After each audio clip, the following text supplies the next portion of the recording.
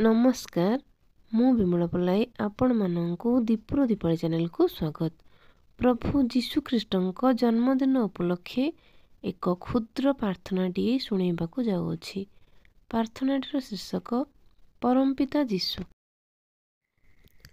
हे प्रभु जीशु हे परम पिता तुमको कोटि प्रणाम।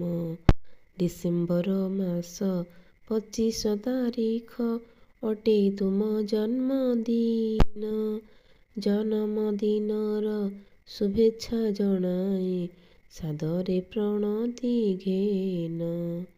हे प्रभु जीशु हे परम पिता तुमको कोटि प्रणाम। संसार मंगल पाई तुमे प्रभु सहिल केते कषण। धरणी पृष्ठरे शांति प्रेम वार्ता पाई देल बलिदान। हे प्रभु जीशु हे परम पिता तुमको कोटि प्रणाम। देवदूत होई आसिल ओह्लाई शांति प्रेम वार्ता नेई। म्यारियमकर कोले जन्म नेल प्रभु ब्रह्मांड गोसाई। हे प्रभु जीशु हे परम पिता तुमको कोटि प्रणाम। तुमे बुद्ध जैन तुमे राम कृष्ण तुमे जीशु तुमे साई। जुगे जुगे तुमे अवतार नेई धरा को आस ओह्लाई।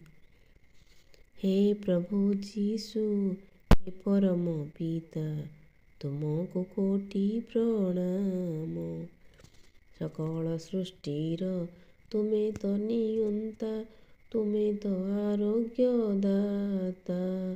दया प्रेमर सागर तुमे तो प्रभु तुमे तो मंगल कर्ता। हे प्रभु जीशु हे परम पिता तुमको कोटि प्रणाम। प्रभु जीशु तुमे सत्य सनातन मुकुटहीन राजन। हृदयरु तुमे दयार सागर तुम श्रीपदे करे प्रणाम। हे प्रभु जीशु हे परम पिता तुमको कोटि प्रणाम। सारा जगतरे तुम राज्य आसु हेउ जय जयकार।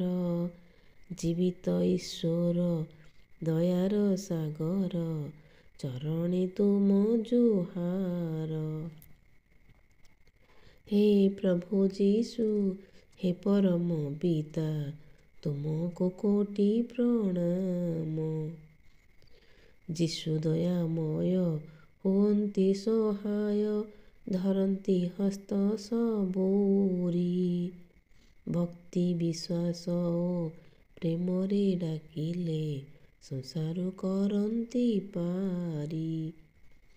हे प्रभु जीशु हे परम पिता तुमको कोटि प्रणाम।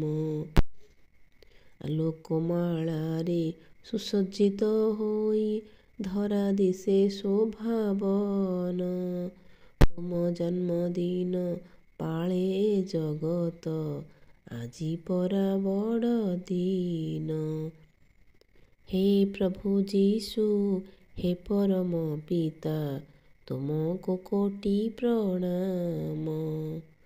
तुमको कोटि प्रणाम। धन्यवाद।